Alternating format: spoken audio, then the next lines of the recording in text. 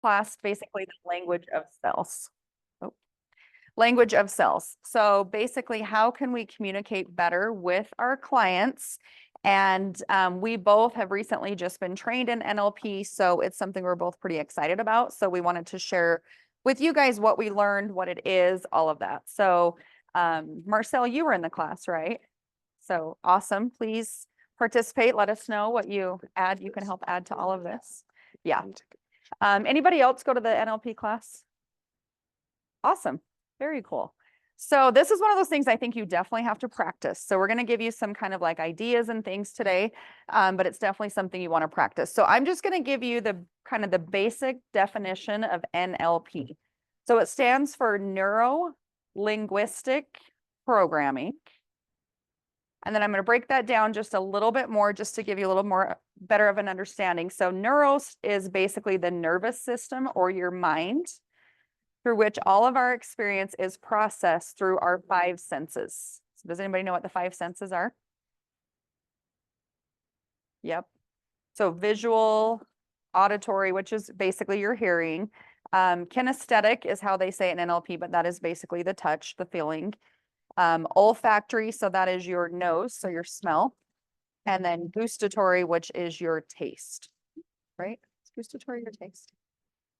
I think it is. Yeah. So they use a little bit bigger words in this, but yeah. So visual, auditory, kinesthetic, olfactory, and gustafactory. They use bigger words, so you sound a little smarter, you know? Yeah. Yeah, for sure.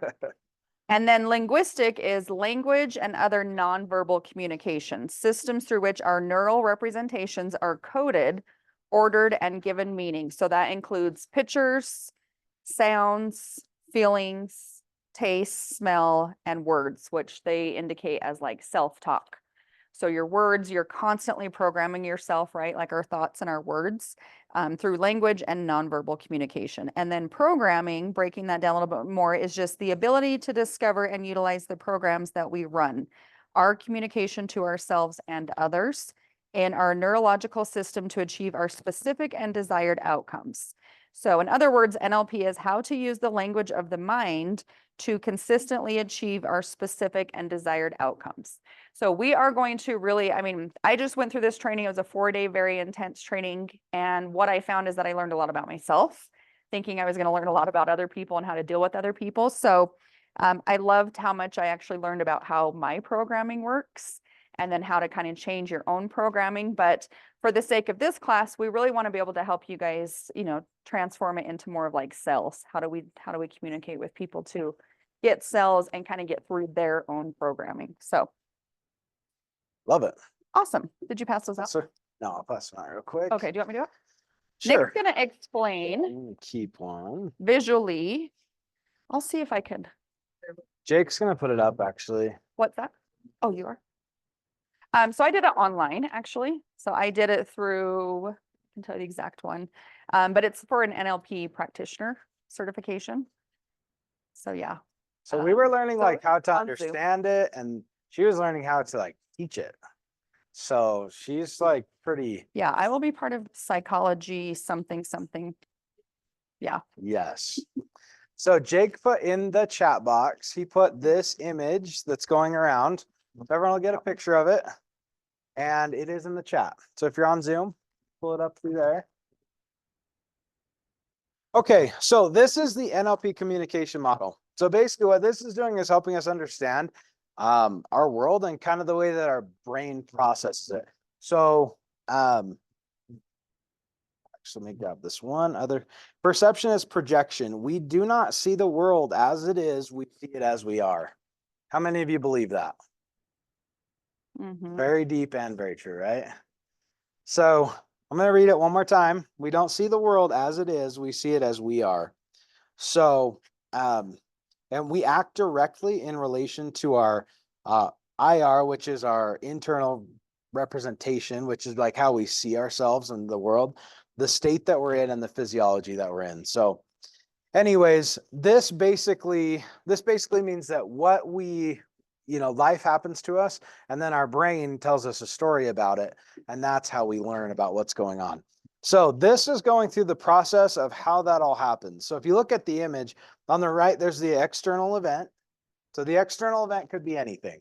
External event could be a car cuts you off in traffic, or it could be maybe someone decides to work with some other realtor, whatever it is. That external event happens, and then that comes into our brains. First, we're going to look through the lens of what's happened to us in the past, right?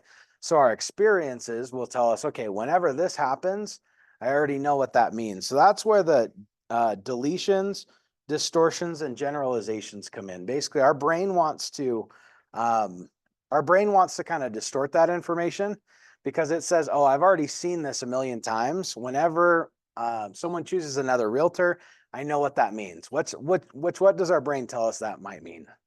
What would your brain maybe say? Someone else chooses another realtor. What does that mean? Mhm. Yeah. That's what I was going to say too. Yep. Not good enough. Which is that what it means? Which means I chose another realtor, right? So some of the distortions that you'll hear is like, people don't like me. So so your brain says, oh, people don't like me. And now it goes back and you're going to start making decisions and having additional thoughts about the fact that they don't like you when that wasn't even a fact in the beginning. So basically, this is showing kind of how information comes in. We tend to generalize it, otherwise distort it. Let me see if there's another good example of a distortion. Um, some of these are kind of like not too complicated for you to understand. It's not like that. It's just like some of them are very deep. Um, like he makes me so angry. So someone says, "Oh, someone makes me so angry." Is that really true? Does someone else make you angry? Hmm. Right? Like no one else can really make you angry, right? So there's just certain things that our brain will say, "Oh, this happened, so this is how I feel because, so and so made me feel that way." So anyways, those are kind of the things that our brain will tell us. The reason that our brain does that is because who knows how many besides you two, who knows how many bits of information our brain takes in every second? It is an absurd number. That's true. We'll see if our numbers match. Yeah, I was going to say, What? it's bits. Yeah. It's in bits. Yeah. How many bits of information? 700 million? So no, 11.2 million, right? Ish. Yeah, it was in there. So our brains do take in 11.2 million bits of information at any 1 second. So that could be like, I see cars are driving by on the street. There's like trees waving, there's color, there's light, there's other people, there's sound, smells, all those things. So we take in 11.2 million every second. And how many of those pieces do you think we can understand at 1 second? Like how many bits of information do you think our conscious mind can actually process in a second? 10?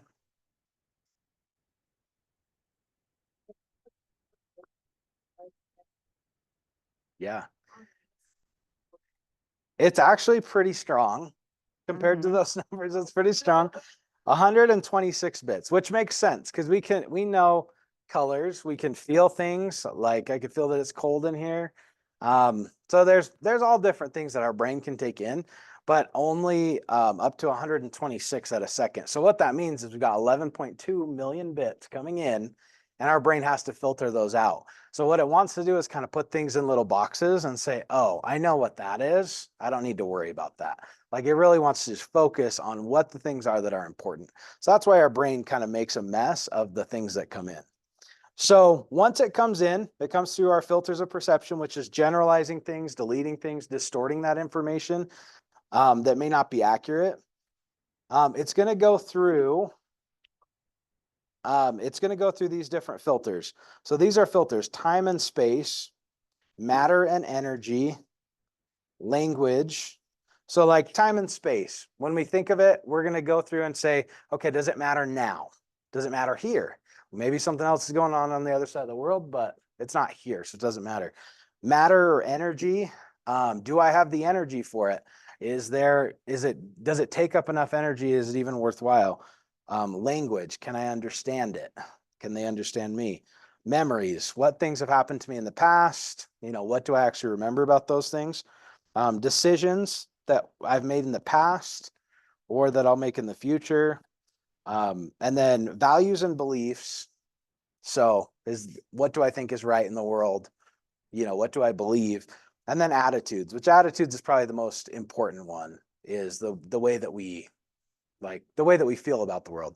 If someone says they're going to use another realtor, it might be going through the filter of beliefs. And if your belief is I'm not good enough, then when they don't choose you as a realtor, you're going to for sure think, oh, I'm not good enough, or, they didn't like me because I wasn't a good enough realtor. So it's going to go through those different things. And then all of those have to do with these three items here: internal representation, your state, and your physiology. So these three things basically make up how you're going to feel about something. So your internal representation is how you see the world, how you see yourself, how you see others around you. So that's your internal representation. Everyone has a different internal representation. On internal representation, do you have anything to add to that? So I feel like it's kind of like I didn't get a real specific thing. Like I kind of get it, or anything you guys want to add about internal representation? Because I think it's complicated. Oh, I think it is. I just wrote down the term that he wrote down. So it says it's a complete set of your memories, beliefs, attitudes, words, and experiences associated with a thing. So there's so many things out there, right? And so it's your attitude towards that. He kind of, in our class, he said, what is this? I'm knocking on a table. And we know that some say that's a table, but it could be a lot of different things to a lot of different people, right? Depending on the situation as well. So it's how we picture things in our mind. Awesome. Yep. That was good. Oh, did you want to add anything to that? No, I mean, I think you explained it perfectly, and that definitely added to it. I think it's just after you get through all of this of distorting, deleting, generalizing, that's what's left over is now how you literally interpret something. Totally. So then you've got state. So your internal representation determines a lot of how you're going to think about things. The state that you're in. Did you want to tell? Thing is Oh. Help me understand emotional state. Oh yeah. So ours says emotional state. That helped me going from internal representation to then our emotional state. Emotional state. Totally. So when what's up here and then into your feelings, and it just goes down. Totally. And we learned that the only thing you can really control is your state, right? So you can only control your state, like how you are at that minute. And then states turn into moods, right? So states, if you have a smile on for 10 minutes, it's probably going to turn into just a happy mood for the next couple hours. Or if you have a frown on, then it might make you turn your mood a different direction. But a state is just like the way that you are feeling at that time. Like I don't know how else to explain it, but. Right. Okay, so the question is, I'm kind of like trying to put the process. So you start with the external events. From there, you delete, distort, generalize, right? After that, then it goes to all of those time, space, through attitudes. From there, it goes to internal representation, then state, or is that one, and physiology all combined in one? Are they separate times or? All these focus down goes to. Yeah, if you look So at the little arrows, it it's- kind of shows you. After that one, it's internal, then state, or are these all three? Mhm. Okay, so that's basically all like a fourth step. All of those, it could go either or. Yeah, because like you have your internal representation of a thing, right? But also depends on your emotional state. They talk about emotional state is your mood, your temperament, which is then your personality. So how something comes in and how you see it, and then how your personality and how you deal with it, and then your physiology about that, then it swings down and how you funnel all that through is in how you're going to behave. Ah, okay. So an example of like a flat tire on the freeway. How are you going to deal with that? Do you Do you complain about it? Do you think you're going to post on it? You're going to call AAA? Are you going to deal with it? And then kind of just how you have you dealt with it in the past? What's your mood? Are you in a hurry? So all those things focus on your behavior and what you're going to do with that particular thing. So all these three basically go kind of like hand in hand, depending, Mhm. you know. Okay. Yeah. So like Yeah. next, like you just got rejected by a potential seller. All these things, then what's going to be your behavior? And all these things funnel through to then that's going to be your behavior. So you can see there's a lot of stuff going through there that, So much. yeah. Super awesome. But it's good to this is great to break down a lot of these things. So then you can kind of, eliminate some of your deletions. You can't distort's already there, right? We can't really do anything about distorting, but we all have generalizations. And so as we are mindful of those things, especially of our attitude, and then how we see things, like there was one we talked about, that, you know, um, as far as like empowerment, that might be going ahead, but like, when we complain, we're taking that power away from us. We're disempowering ourselves. And so we're complaining. So kind of makes sense. Like I have a sister-in-law that complains about everything and it drives me nuts being around her because We all do. yeah. We all have that sister-in-law. Yeah. So I thought it was the only one. So it's just, and she just totally takes herself out of control of everything because she just complains about it instead of like either, let it not worry about it because there's nothing you can do about it or do something about it. So Yeah. And they really Awesome. are like they affect each other because Mhm. if your state is like you don't your state is your emotional state is like kind of sad or like down, and then your physiology, if you like decide that you're gonna like yeah shrink down a little bit more. yeah. You're in that kind of feeling. Or you could also choose to like smile and stand up straight, and like that can also change the way that you felt. And so they're all kind of intertwined. Mhm. But and on that point that you said about the distortion, so one of the things in NLP is that you can't get rid of distortions, you can only switch them for other ones. So it's really interesting way to think about stuff because let's say like some people think money is bad, right? You might grow up in a household where money is bad. And so you can't get rid of it. Money is bad doesn't go away, but you can change it for something else, which what could you switch it with? Money is good for the good it can do. Is that what you're Yeah. saying?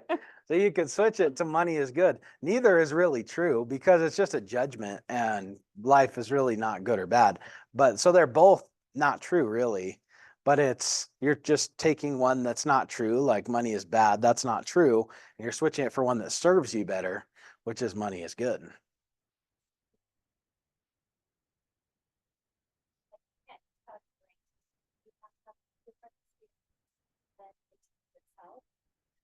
Yeah, I think I think it could be both. I Yeah. think your experience could change it, but also you just changing the words, you will start to reprogram. That's where like affirmations and stuff really do come in handy because you really can change the words you say to yourself and change your programming. And it might not happen immediately, but the more that those words are going into your brain and changing that distortion, changing how you see things, then you'll be more aware and open to actually experiencing something. So I would say both. yeah, I wrote down in my notes on distortions. It's impossible to remove, but it can be altered to work for you. So it's kind of a reality of the objective. You can change it. yeah. Love it. So and the physiology, that's just that's your physical being. So physiology would be your breathing, your, I don't know, whether you've eaten or you're thirsty or you're tired or like, Even your color can change. yeah, They talked a lot about that, how you can sense somebody, what's happening in their world because of their color. Like somebody gets really red and hot and huffy puffy, they're probably pretty upset about something. Or the opposite, the color can be completely flushed out of your face because something has happened, whether it's good or bad. But you can definitely have color change. That's one way you can start to identify people too, is totally. their physiology, how they're breathing. Is it fast? Is it slow? And then kind of colors too. Yep. So anyways, this is important to know, just so that on the one hand, it's important because if you can notice this in other people, so when you tell them, oh, it's a great time to buy, they might say, oh, it's not a great time to buy. And it's like, you just have to, if you realize that it's coming through these filters, these are ways that they've believed, this is things, experiences that they've had. These are, they're processing it through those filters. Then we can, instead of judging them and saying, oh my gosh, you're so dumb for not wanting to do that. Instead, you kind of take you take a method of, okay, how do we break that down? What are the beliefs they have about the market? What are the beliefs they have about getting a mortgage loan or whatever, so that we can break that down and move it in a positive direction. So I think it's good to know this in other people, at least for me and probably for all of us. I think NLP actually was good for learning about yourself Totally. even more, Mhm. to learn about yourself. So you can use it in both. In sales, you can use it in both. You want to be able to know what's going on with you, and also be able to watch what's going on with someone else and be able to break down the barriers. So that's For sure. what the model's here for. I love it. I think it's so intense, and I think this is such a good way to just break it down in one page. So we're going to talk about the different types of people, different types of communication, but if you're visual, this is very helpful just to be able to see and understand. It's literally not just what we're saying, like, oh, it's a great time to buy. Has to go through all of that before we know what their behavior is going to be. So I love that. Thank you, Nick. So kind of as he mentioned before too, knowing all of this and knowing that this is everything that is going through their mind, literally, based on their experiences, the distortions, all of that stuff. We do have what we call is the presuppositions of NLP. And so to me, this is basically how we don't judge people, right? So these are convenient assumptions is how it was taught to me. So we want to assume all of these things about people. So number one is respect for the other person's model of the world. Behavior and change are to be evaluated in terms of context and ecology. Resistance in a client is a sign of lack of rapport. And we're going to get into a little bit of rapport as well too. But then it has a note, there are no resistant clients, only inflexible communicators. So we've got to break that down, right? Like we're going to have to figure out how to break that down. Effective communicators accept and utilize all communication presented to them. So that's where we can be effective communicators. Like, what is happening? What are they saying? What do they not like? What do they like? Like, we have to figure out how they communicate and what is happening inside with, with this visual.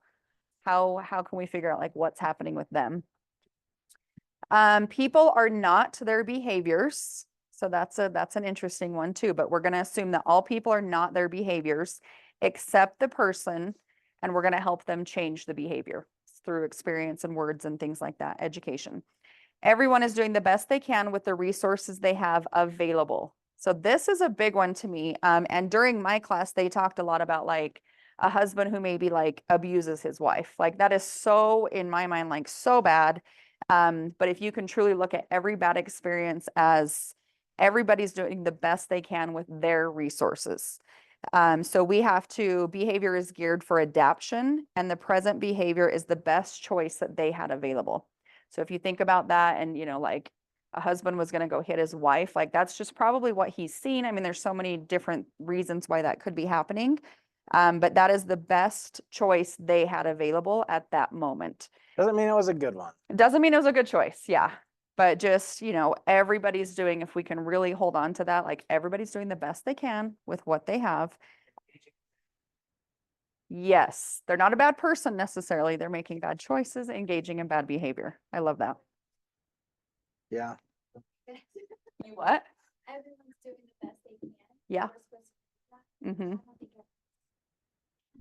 The best they can at that moment with the resources they have available to them.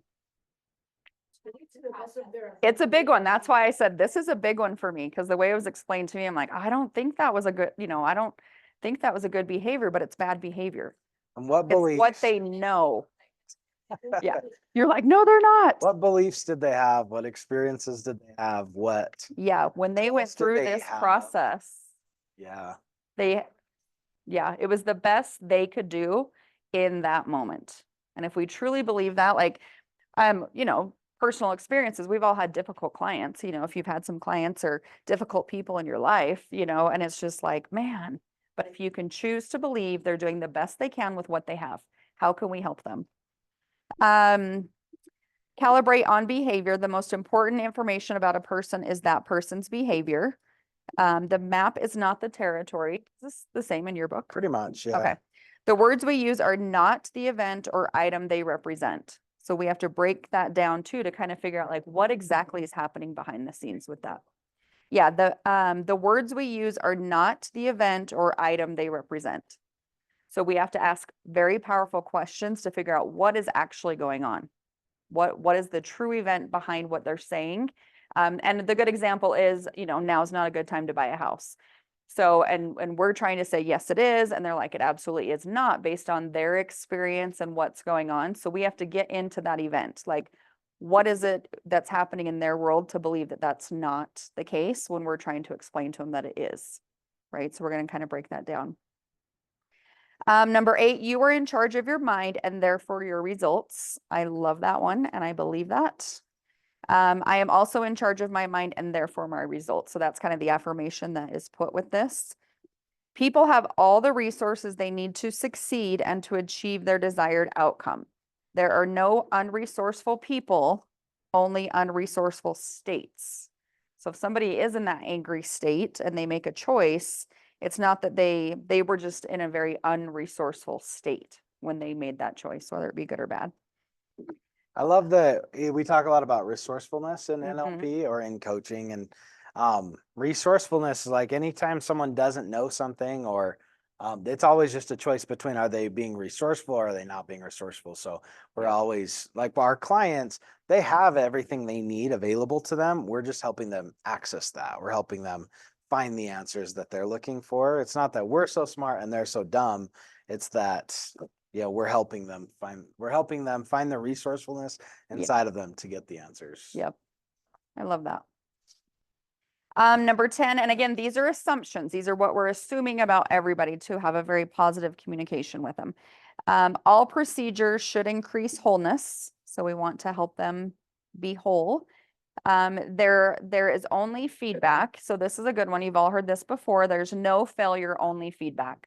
So if you do fail, and I'm putting that in quotes, what's the feedback you're getting from that situation? And this comes back to asking yourself good questions too, like what could I have done different? How could I have said something different? If the result, they didn't hire us and we did a presentation, what could we do different, right? So it's feedback. It doesn't mean we failed. Yeah. So I was out of town Friday. I Mhm. was in Mesquite, mentioned before, with my son's soccer tournament, and I had something at work that I failed at, Mm-hmm. and I was in Mesquite. There's nothing I can do about it, and so it was honestly driving me crazy. Like, so I just thought about this. I'm like, okay, it's made a mistake. I'm not going to sit there and let it just beat the crap out of me. So For the it whole really, weekend. yes, it really helped out. Okay, what could I do better next time? And again, it wasn't anything big, but it is gnawed at me. And so this helped me say, okay, this is feedback. What could I do? What could I do different that eliminate that failure? Yeah, I love that. It makes me think of what you said too about the empowering. Like you're giving away your power and you're just like, I just failed. Like this is just terrible failure and not doing anything about it. Where if you ask those questions, you're bringing that empowerment back. Like, how can I learn from this? What could I do differently? So I love that. The meaning of communication is the response you get. So we are looking to get a response from these people, and it's up to us to figure out how to get a good one. The law of requisite variety, the system or person with the most behavioral flexibility and influence with the system.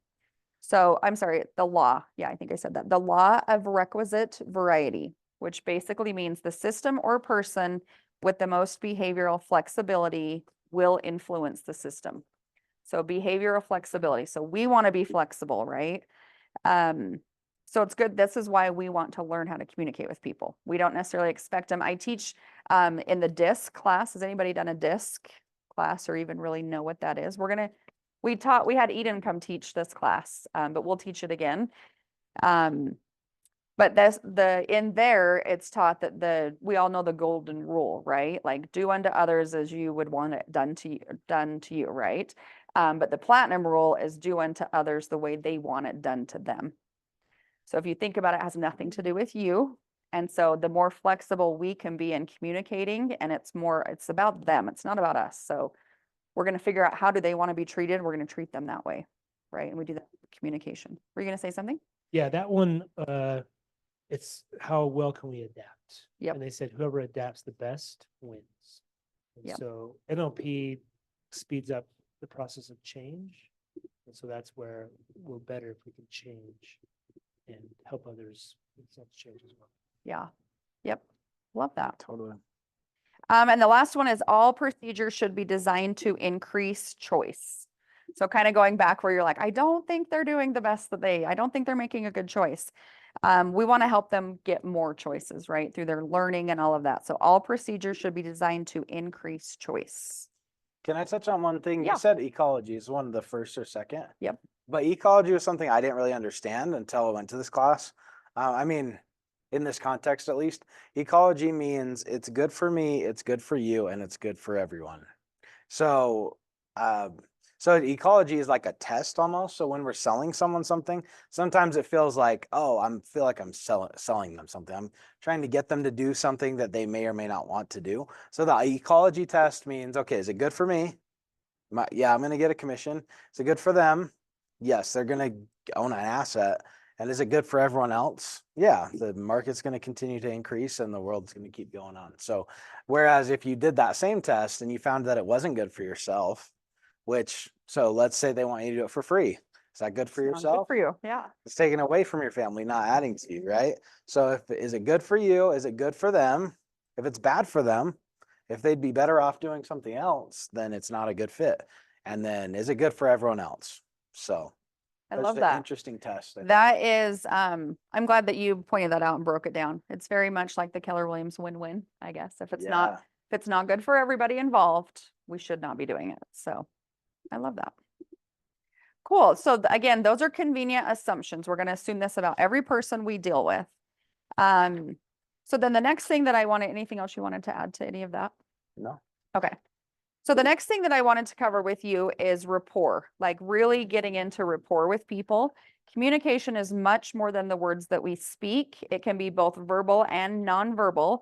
At any given time, we're communicating more than we're saying. In fact, our nonverbal communication is far more meaningful than the words we use. Communication can be broken down into 3 categories. Anybody know the 3? Except for the ones that have their workbooks from the training already? How do we communicate? There's 3 basic ways we communicate.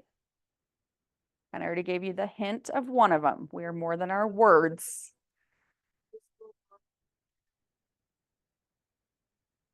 Yes, very, very close. Very close. So yes, our words, and then our tone. So I think that's what you meant by like the verbal. And then the physiology, which is our body language.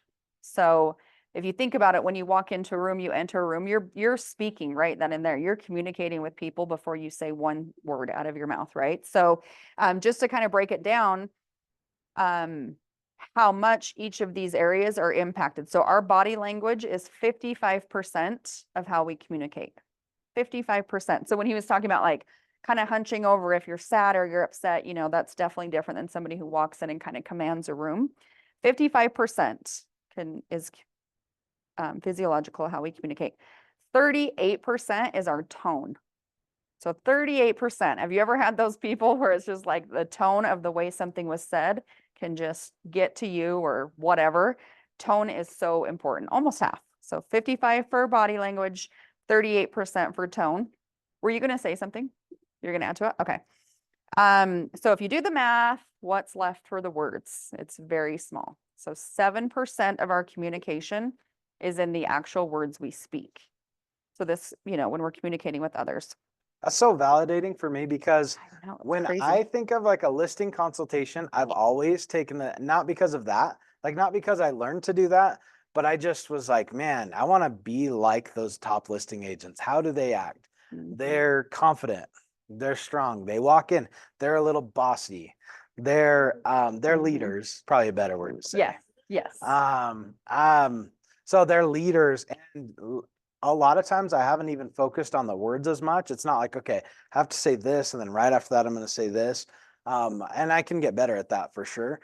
And, that makes me think, oh, but I did a pretty good job because I was focusing on the things that were getting 93% of the results, so that the way that you act, the way that you sound, are you going to be positive or are you going to be negative? Like Mhm. those simple decisions can get you a lot of bang for your buck as far as how they're going to perceive you. Yep, totally. And rapport is just so important. Like if you can't get into rapport with somebody, the communication's just not going to come through. Like there's no communicating happening if there's no rapport being built. So the basis of rapport is that when people are like each other, they tend to like each other. So if you think about it, and we always say this too, people do real estate with people they like, they know, and they trust. So this is very much about rapport. If they don't like you, they don't know you, they don't trust you, it's going to be really hard to communicate with them. So just remember that rapport is a process of responsiveness and not necessarily liking.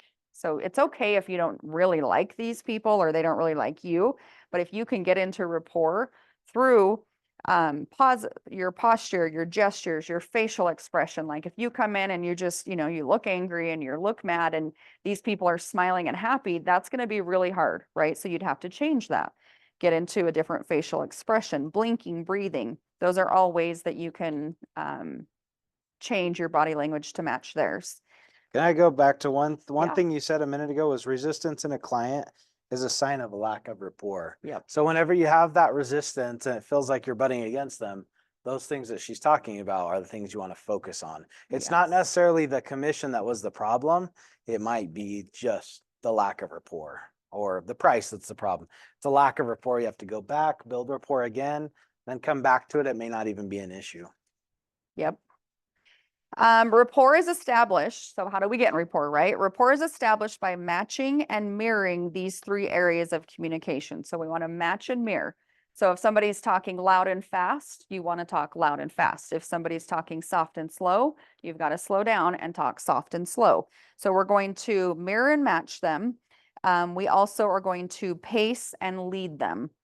So the following are the major elements of these areas pacing. So you do have like your tonality, so the pitch, the speed, we talked kind of about that, the quality, the volume of your tonality, all of that is part of pacing and leading. So really you want to kind of mirror and match exactly what they're doing to do that. So pace and lead.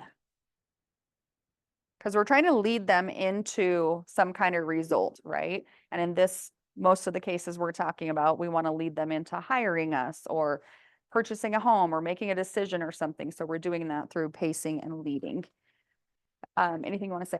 I was going to say with pacing and leading, I think of pricing.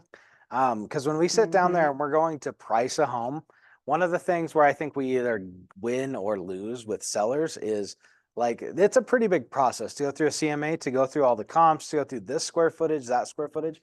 And it really is, to me, that's just when it makes the most sense. Because as you're doing it, you may see, a lot of times I start to see the seller's eyes start to glaze over a little bit and they can't focus on all of those things. So it's really important to, but you want them to they want to be led by you. So if you slow down too much, they will start jumping in. They'll start kind of taking over the process, which is not what you want because they want to be led by you and you want to lead them. That's what they're hiring you for. So you just have to make sure you're just a hair faster than them, but you have to kind of match where they're at. So if they're quick, you have to be prepared to go quick. Quicker.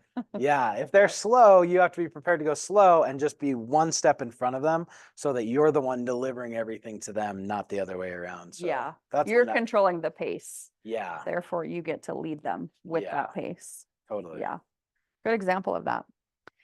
So kind of going back into the four things that we talked about before, the four indicators of rapport are the kinesthetic, so internal feeling. You might be experiencing a feeling of warmth, usually along the midline of the torso. You can kind of have a feeling like, am I in rapport here? Some people describe this feeling as butterflies. So it's just, you're feeling something kind of in the middle area there. Visually, you can see if you're getting in rapport, and I already talked about this, but like the color shift. So there might be a change in color in both people, usually from the neck up, which I think is really interesting. This is the one I'm really trying to practice right now, because it's easy for me to see when somebody's mad because they get bright and they're going to yell at someone. I can see the mad, but I can't see other things yet. So all of this you have to practice. It's a lot of practice, but really looking for the color from the neck up, how they change. You typically can feel it in yourself first, and then you notice it happening with the other person. So it says it typically will be a shift from light to dark, the change in the color. So very interesting. Auditory, so they may say something to indicate rapport, which is, do I know you? Have we met before? So there could be some indication. I feel like we've known each other for years. If somebody says that to you, like, oh my gosh, I just feel like I've known you for years, that's a good indication you have found rapport with them. So you're listening for all of this too. And then the auditory digital, so that is the leading. Rapport is a state of responsiveness, so both people responding to each other. So you want to look for both you and them to be responding. The sure indicator is when they begin to follow you. So now have you taken over that pacing and you're leading them? And you can test this by shifting positions. So like picking up a glass, picking up a pen, moving from like your arms being crossed to like undoing it, and see what they do. So these are also other ways you can start seeing if you're in rapport with these people. Just do a subtle shift and see if they follow you. Have you ever noticed that? Like when you are just sitting there, like people will, fold, if you fold your arms, somebody in front of you is going to fold their arms. So watch. Kind of creepy, but it's pretty true. creepy, but it's true. Yeah, somebody said to me after the class last week, I feel like I could manipulate people now. And I'm like, well, you definitely could. And we are leading. We're not trying to manipulate, but it is pretty interesting just to watch. So Yeah. yeah, practice with people. See if you can make them fold their arms. And the test for manipulation is the ecology test. Is it good for me? Is it good for Yes. them? Is it good for everyone else? So if you're manipulating them into doing something bad, that would probably be Yeah, not a very good use of it. But yeah. And if you otherwise, it's all practice a good. lot, you probably could get people to do things that they shouldn't be doing, but it's not what we're doing. Remember that at its core, rapport is pacing and leading. The only sure indicator of rapport is leading. When you lead and they follow, you know you're in rapport with them. So I love the testing of that.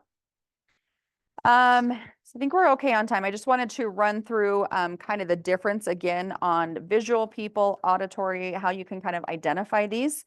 So, and did you have anything else you wanted to add to that? No. Okay, you have that same one. People who favor the visual system often stand or sit with their heads and body erect. So if they're visual, they're going to be sitting with their heads and bodies upwards and their eyes go up. So if they're visual, like if they're talking to you, they could look up. You'll see with their eyes that they're going up, and then you know they're a visual person. They often sit forward in their chair. It's fun. I'm watching, looking around the room. They sit forward in their chair and are organized, neat, well-groomed, and very orderly. So that's a visual person. They are often, though not always, thin and wiry, and they memorize by seeing pictures. I know that's just a funny description. Yes. Noise usually doesn't distract them because they're visual, right? So their eyes are on the things, not the ears. They often have trouble remembering verbal instructions because their minds tend to wander. That is how I know that is so me. Oh my gosh. So me. Like I can just get so distracted. Like, what'd you just say? Because I need to be shown something. I feel like in our meeting just recently, I did that about 3 times. I'm like, sorry, Jake, what was it? What was that? Tell me again. Because I didn't see it. So a visual person will be interested in how things look. Appearances are usually very important to them. So that's your visual person. Your auditory, so again, these are the people, they learn by listening. People who favor the auditory system may move their eyes side to side. So if you're talking to them, or specifically when they're thinking of something, if you're like, hey, think of a time when you were 5, you could just test this too. Like, I want you to think of a time. So if their eyes go up when they're looking to think of a time, they're probably visual. If their eyes go side to side when they're thinking, they're going to be more, and it's pretty easy to, because you think of like your ears, right? Versus your eyes. It's so interesting. And so this is where I think it's funny. People are like, wow, if you just really study people, just practice. It's pretty cool. They usually breathe from the middle of their chest. They talk to themselves, some even more than, some move their lips when they talk to themselves. So you can see this happening, and can be easily distracted by noise. So if there's a noise and it takes them completely off your conversation, they're probably auditory. If the noise happens and your conversation's still going just fine, they're probably visual. They can repeat things back to you easily. They learn by listening, and they usually like music and talking on the phone. They memorize by steps, procedures, and sequences. So this is where like our scripting, the next step is, really comes in handy for somebody like this, because they need to learn the steps, right? That's how they learn. The auditory person likes to be told how they're doing. So you're doing great. Where like the visual, it could be, look how good you're doing, so there is a difference in that. They won't be interested in what you have to say about things necessarily. So like your product, your service, they're very interested in how they are doing. How is this going to help them? How is this going to affect them a little bit more? Kinesthetic, anything you want to add to that with the auditory? No. Kinesthetic, people who favor the kinesthetic, these are your feeling people, right? They're feeling. They typically breathe from the bottom of their lungs. So you will see their stomach go in and out when they breathe. So something interesting to watch for. They often move and talk very, and here, I don't know how it is in yours, but very has like 4 R's and slowly has 4 O's. So they talk very slow. So these are your feeling people. They like physical rewards and touching. They also usually stand closer to people than a person favoring visual typically would. So these feeling people are the ones that are like in your bubble and you're just like, why are you so close to me? You can tell that that's a kinesthetic type person. Yeah. They memorize by doing or walking through something. They will be interested in things. So example, as your product and service, they are interested in those actual things. And if it feels right, or you can give them something they can grasp, they can hold on to, that's going to help them feel if this is right for them. So you want to create, especially when we're talking about like houses and things like that, you would need to create a feeling experience for them. Can you imagine how you would feel in this kitchen when your friends are here? Wouldn't you feel great? Where like the visual, you're saying, can you see yourself in this kitchen? Can you see your family being here on Thanksgiving? And those are 2 very different things based on the words that you're using. So feel, see, things like that. The auditory digital, which is basically just your super kind of like analytical type person. They really care a lot about, they spend a fair amount of time talking to themselves. They will want to know if your product or service makes sense. A person favoring auditory digital can and most likely will exhibit characteristics of the other major representational systems. So they have a lot of some of the other things with them. As add in actually a derived representational system. I'd have to read that sentence again. That was a long one. This system is also sometimes called unspecified in some books. So if you can't put them in a visual category, you can't put them in the auditory category, and you can't see how they're like feeling type people, these are going to be the people that are auditorial digital. Does that make sense? That's a little bit confusing. That's the most confusing one. It is yeah. very confusing. Yeah. Yeah. How would you guys add to that recently just learned that too? Because I do feel like that's the most difficult one. Yeah. I think it's difficult because it includes all 3. Yeah. Right. And so it's hard to like pin it out. So that was my hardest one, is trying to Maybe figure that's out. it. If you can't pin it, Yeah. this is probably their Yeah. kind of their personality. So this says it can be called unspecified in certain Mhm. NLP trainings. So yeah, I think at least the part that I stick to, maybe this is the right part or not, but is that it makes sense. Like, so visual things have to look good. They have to look right. Auditory, they have to sound good, sound right. Kinesthetic has to feel good or feel right. And then this is more like, oh, that makes sense. So it's more like, So you could listen for that, like somebody saying, "Oh, this makes sense." You're like, yeah. oh, yeah. Totally. Because that's so hey, you're listening to how they're saying it, and you're gonna kind of mirror and match them as well. So if they say, oh, it just doesn't feel right, then you need to get them to, oh, this feels comfortable.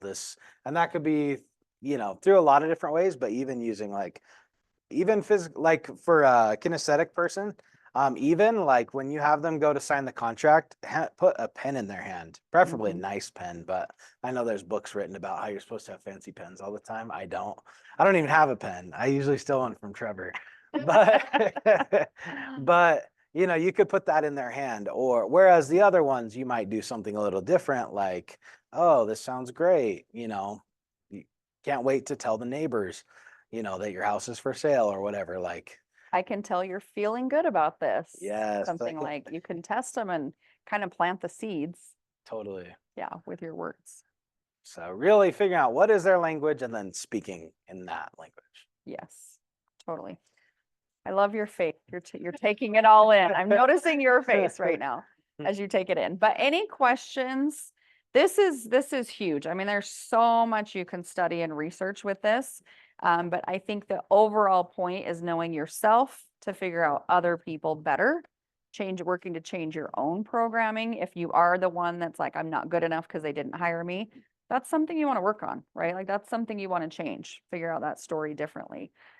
What were you gonna say? Yeah, so this has been an hour, right? Yeah, Took 2 days last week, and at Yeah. the end, my mind was just mush. Like, yep, he's like, "Hey, what's your aha moments?" And I said, "I just have a bunch of moments, right?" Like, yeah, and so I think I mean, a lot of stuff I grabbed and was great, but it's something you just want to kind of dig into and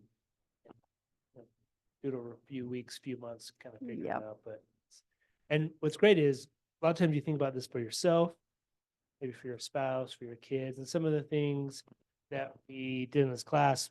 I was working, like I went home the one night, and I think it's called a double down or A bind. double bind. Double And bind, I said, "Hey, you got to empty the dishwasher." "I don't want to." You get the usual. I'm like, "Well, do you want to do it now or in 30 minutes?" "I'll do it in 30 minutes." I'm like, "All right." So I mean, stuff works.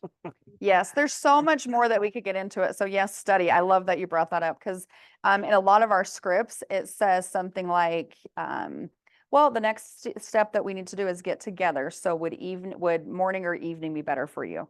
So you didn't give them a choice. You're going to meet with me. It's either going to be in the morning or the evening. Like, do you want to do the dishes now or in 30 minutes? Either way, you're doing it. So it sounds like there's a choice. And also you're leading them to do something you want them to do. So I Yeah. love that you brought that up. But Yeah. And I was thinking confusion precedes clarity, right? mhm. So confusion precedes clarity. So when you're a little confused and you're trying to piece it together, your brain is doing its job. So, because I don't think you're ever in the perfect state or the perfect internal representation, because there's no such thing as a true one or a right one. Mhm. So it's just you're constantly tweaking it to be what you want. And then I was gonna say something about your comment about just like experiences. Like you have to have that experience again to change it. And I was thinking we did this activity, which we don't we don't have to do it now. It'll be kind of weird. Like in a different environment, it would be better. But we did this thing where we basically like talked to each other. So we got into partners and we talked to each other and we basically said, hey, I want you to close your eyes. Imagine you're going to your favorite place. And then we asked some questions like, what does it look like? What does it feel like? What does it smell like? And the whole point of it was that we were supposed to watch the way their bodies changed because the way that they behaved changed completely. And I know mine did. I mean, I couldn't see it, but I could feel it that, oh, I'm changing a lot and I'm not trying to. But then my partner, she was, we did that same thing and we didn't know where they were. My partner just burst into tears when I was doing that. And so anyways, at the end, I'm like, everything okay? Like, what do you? What kind of person is she though? Like Yeah, oh, to have that kind of intense feelings totally. that it would bring her to tears. Yeah, She's very much probably a kinesthetic person. totally. Yeah. And so then when I asked her about it, I thought, oh my gosh, it's like some traumatic event or something. And she's not here. I wouldn't, you'll never know who it was. I'm not even certain I could name who it was, but they said, oh, they were at Alta skiing at Alta. That's what made them cry. And so it was like, really? But to her, it wasn't that she was sitting in this room, it was in this room. But it wasn't that she was sitting here. In her head, she was on the top of Alta and she was loving it. It was beautiful. It was fun. It was so meaningful for her.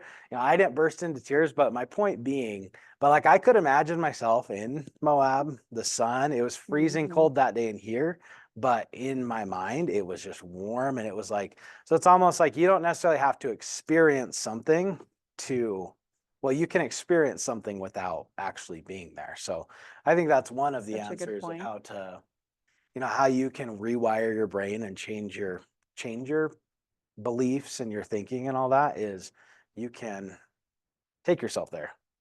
Totally.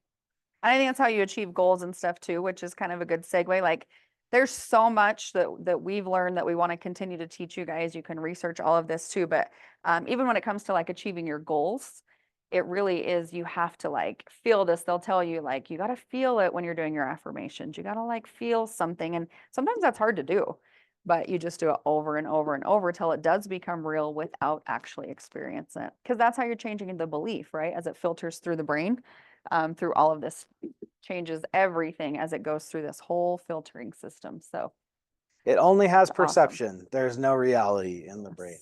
Um, That reminds me that you said, like that you have to feel it and all that stuff. My husband, they do like a book club and there's always a new book. So now, right now they're reading It Works by R.H.J. The famous Little Red Book is what it's called, that makes your dreams come true.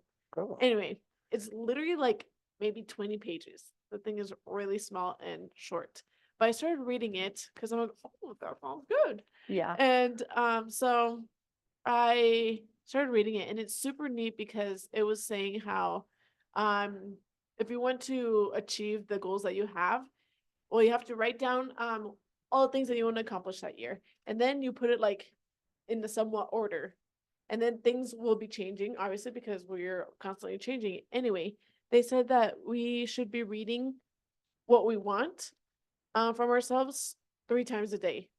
So there's the affirmations. It's like, yeah, and what kind of the affirmations, but you're just like reading exactly what it is you want. And the more you have it in your mind, like the more you're gonna like set yourself to achieve it. So it's just so crazy to me because I've been learning so much about how important affirmations and like putting Yep. what you want out to the world and it'll come true. And I know it comes true, but it's just so hard to, when it comes to affirmations for me, to like get myself to believe it. Yep. And that is using an programming. affirmation.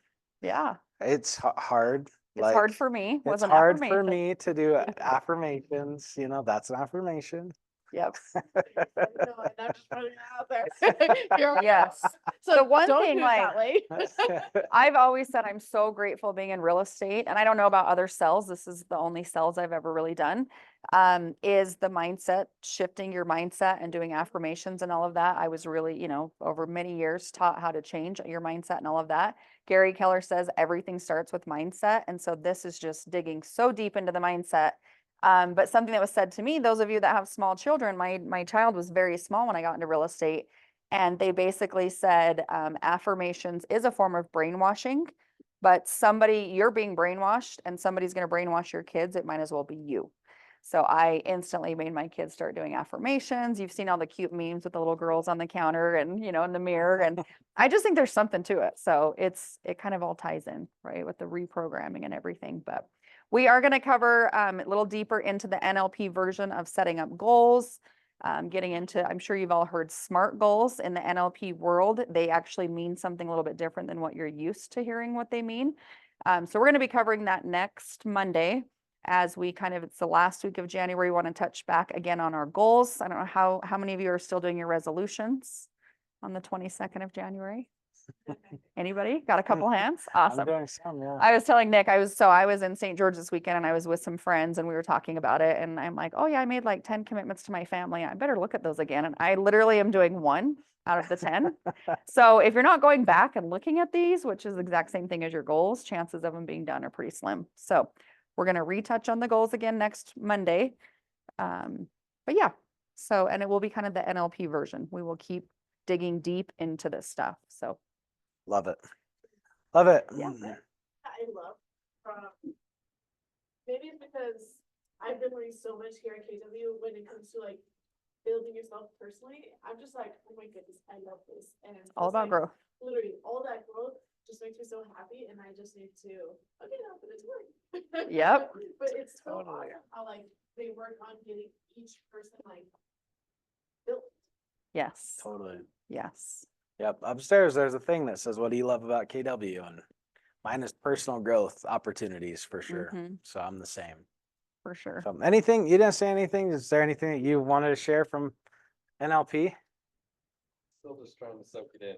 There's a lot to it. There's so much. Yeah, just So this is, going through it again. you asked me where I took mine, was Empowerment Inc. So what I was gonna suggest when you're like, there's so much, like, there's just so much in this to take in. So going through the course that I went through, they actually require you to do a 30-day action plan in order before you can even get certified or move forward, because the principles you learn, you can't just do it in a class. Like you said, your brain was mush at the end of the day. It's just so overwhelming. So we're required, we have to submit a 30-day action plan, which would be pretty cool if we all did that together. Like, Okay. watch videos, work on this, practice with the people, all of that stuff. So we can take it all in because it's so much. Any ahas? What did you love about it? Hate about it? Hopefully not hate. But we're open. A lot of it of our sense. And so just seeing that, like, that goes through all of that, and then the behavior, that makes so much sense. That it's just so different. So I think being able to apply to that, and then for the first to ourselves, and Awesome. Any ahas on Zoom? Hopefully you guys are learning a lot on there as well. They're like, no, there was no audio. That would be bad. I've been watching the chat, so if they couldn't hear us, somebody would surely have told us, right? We do the best that we can with our resources. Mm-hmm. I get your point of view, how there's people could basically, they could do better choices. That was not the way to handle things. But I also realize how that's so true, because I see it in my family. If it weren't for my husband that like literally constantly studies all this and studies all the investment stuff, all the things for growth, if it weren't for him, I'd still be in the same mindset as my family, because that's literally all we knew. And so I'm trying to like get everyone in my family to like shift to what we're kind of doing, but they don't really understand. And in a way, like I understand why they don't understand. They don't have anyone near them that's like guiding them, teaching them, showing them all this growth Yep. that we're going through, that we're learning so much right now. So it's so true, but it's kind of frustrating because it's like, come on, this is good for you. Like, whack up into it. Or like frustrating as well. Like all the people that are doing like making bad choices. It's like, why that choice? So I understand that. I understand both points of view, Mm-hmm. and it's super like, but frustrating. Yeah. Yeah. Yep. And I love that they call them assumptions. Like normally you're not supposed to assume things, right? You know what that does. But I like that if we can just look at everybody with this assumption that they literally did the best they could with what they had, it just makes looking at people easier, or, you know, not judging them, or, you know. Yeah. And starting So with you beating have your to wife, adopt that's it. that's like the most extreme. That's like the hardest one to understand, don't you think? Yes, a- that's why I said this was the hardest, because that was the example they gave us. And Mm. I'm like, how can we be okay with that? But Yeah. because I think I thought you were saying this is a fact. All people like have the resources. oh, And that's how you. no, it's an assumption. Yes. That I can definitely. I'm so glad you said that. That's good clarification, because you're like, absolutely not. That is not fact. It's obvious that that's not. Go too fast. Yes. I need Good. to have that couple of days of going through that scenario, use it several times. So Yeah. Yes. It's like, I think maybe it's even easier, like a kid, maybe like a younger brother, doesn't get whatever they wanted from their older sibling. So they run over and they hit them, right? Or they yell at them and then hit them probably. But like the only thing they know is that they want that. And they're like, I don't know what else to do. The I only guess I'm resource gonna they hit had was 'em." their fist at the moment to hit their So, brother. Yeah. So it's just like, oh, you got to retool them with, okay, what else? What else could we use? So And I think, you know, like, one emotion you talked about, like, is anger. Like, we Mhm. can add something. Our unconscious mind goes to the way we always handle something with anger, where it's very educational, like, you know, to reprogram your brain to not go to anger, but go to this way, like figure out why you're feeling that way, you know, that. So that was very helpful. And you can do that with any emotion. Yep. mhm, Yep. totally. Kids, we do something like that. Yeah. Yes. Yes. Any Well, very questions or good. comments from Zoom? Zoom, Sari said that there was no audio the whole time, Oh but my we did gosh. confirm she's kidding. Scared me. She said it's just a lot of info to take in while also listening to my daughter watch Riverdale in the next room. Oh my. This She's is- being distracted. She's on auditory. Yes, she's auditory because, yep, she was distracted. Yep. Good scenario, Sari. Okay, any questions? Anything else before we wrap up? From anybody on Zoom, in person? No? Okay. Okay, well, Thanks thank for you being here. guys. Good to see you guys. Wednesday, our big Bye, prospecting day is going to Zoomers. be at Salt Lake. We are going to